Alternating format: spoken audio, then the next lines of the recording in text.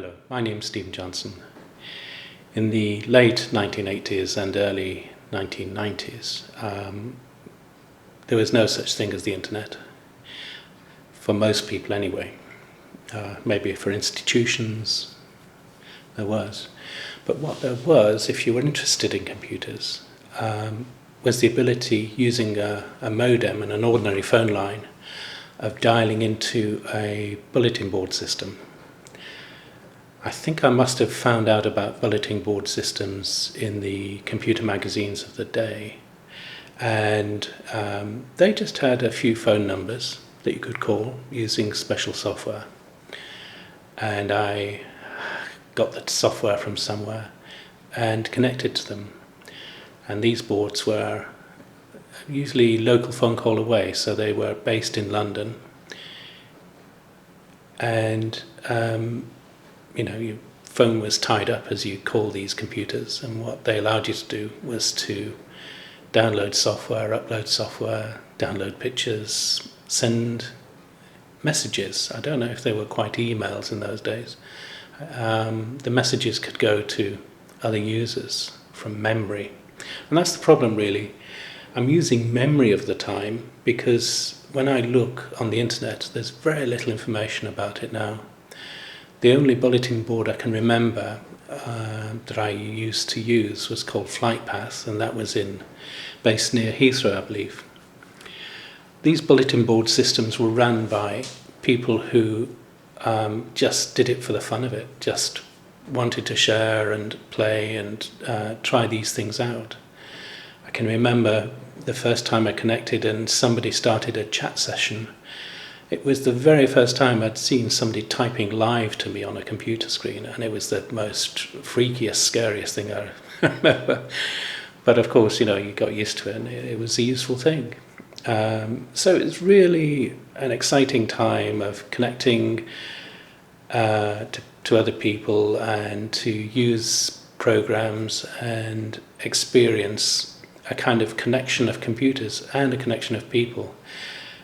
These people, called systems operators or sysops, they had to spend a lot of money to enable this to happen. They had to have multiple phone lines running into their house or flat, and that cost them a lot of money. It cost me a lot of money to dial in because each minute was charged to BT, and the phone bills in those days were quite high.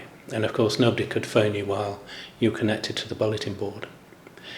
There was one time I did go to a meeting of the sysops. It was in the City of London. I think it was the early 1990s, but I can't be 100% sure. This picture is a combination of the pictures that I took in the pub that night.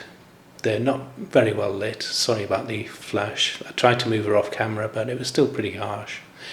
And these people were either sysops or their friends or people who dialed in. And I have a feeling that some of them might have been the real pioneers of bulletin board systems in the UK.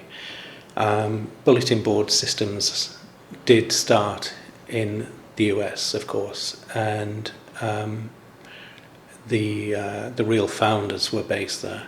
But there's a kind of missing history, I think, of bulletin board systems in the UK.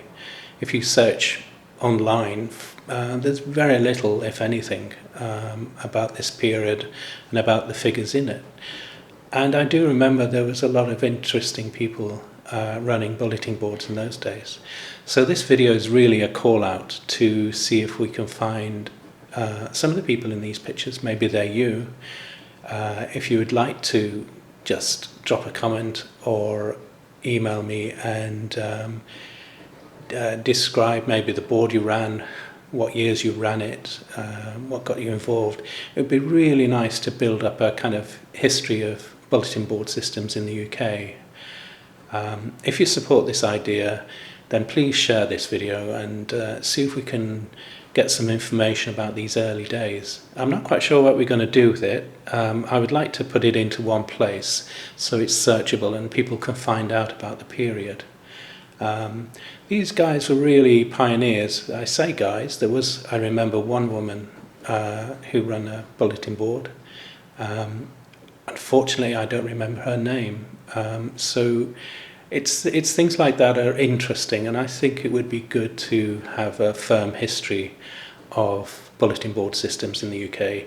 I only phoned up from London, so obviously the chances are there were bulletin board systems across the UK. What's your experience of it? Please leave a comment below and tell your story, and let's see if we can document this really interesting period before the internet became popular, before people were regularly connecting to other computers so that they could surf things and find things and download things and upload things. This was the kind of the dark ages, the caveman days of computer communications, and I think it's really an undiscovered country. So let's document it and see where we go. Thanks for your help.